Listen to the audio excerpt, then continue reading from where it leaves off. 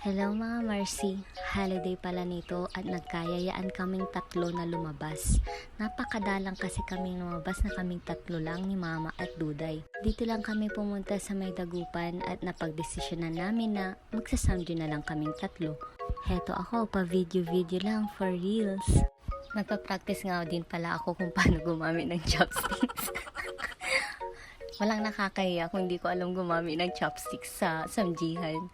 Ayan, talagang tuwang-tuwa ako niyan kasi ilang beses kong pinaktis that time. Tapos, ayun, malapit na. Mahawakan ko na siya. O, di ba? Saya-saya ko. Pagkatapos namin mag-samji, bumili kami ng ilang groceries at naglibre ng kape si Mama. Yung kapatid ko naman, tinitikpan lahat ng orders namin kung anong mas masarap. Uwi kami agad pagkatapos nun kasi iniisip namin yung mga bata na naiwan sa bahay. Sobrang traffic nga sa Dagupan eh. Yan lang, bye-bye!